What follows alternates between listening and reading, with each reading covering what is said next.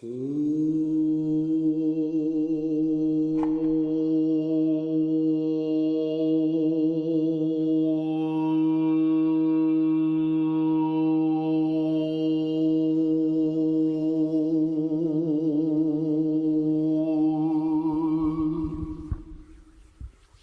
weird.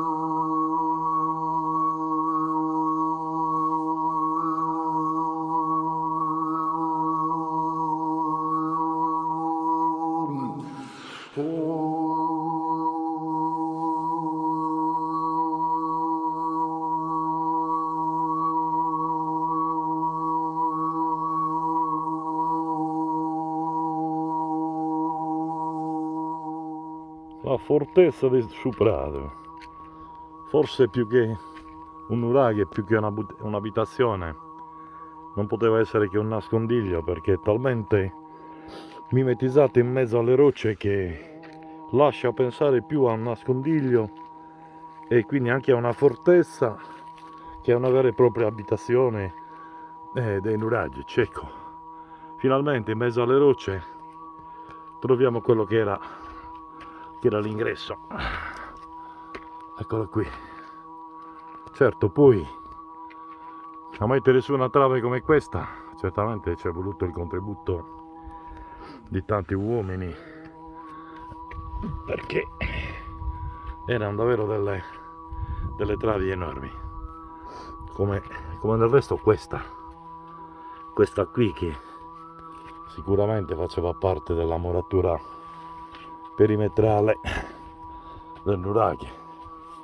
Eccola qui.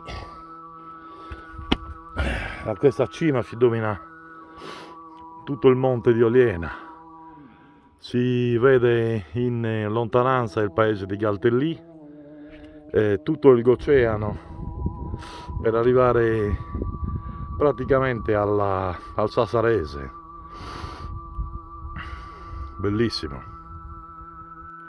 Proseguo a saltellare tra i muri perimetrali del nuraghe, cercando di non cadere, perché sono in ciabatte da mare.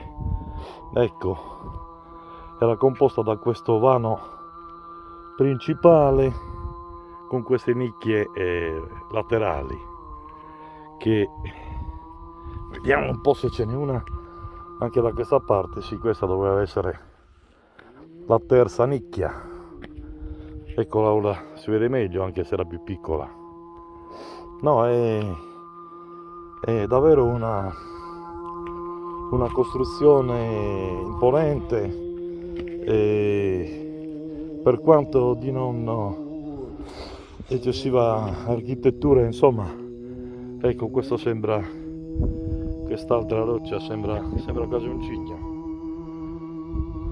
ai piedi del nuraghe. Ecco, questo è l'unico tratto in cui si nota bene la muratura rispetto alle rocce naturali.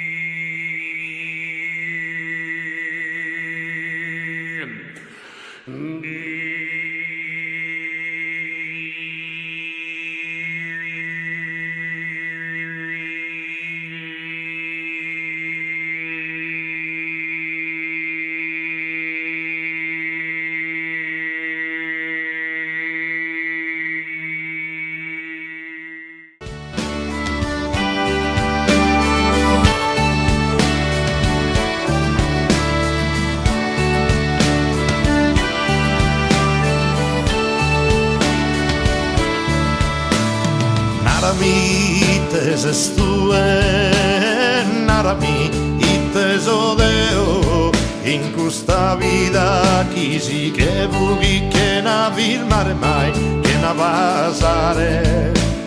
Narami quando in ue, narami dai te lo creo, si sa vita si può filmare, chi in una pintura prova a mirare. E enfrentare questo momento e mirare scarigno se via un sosco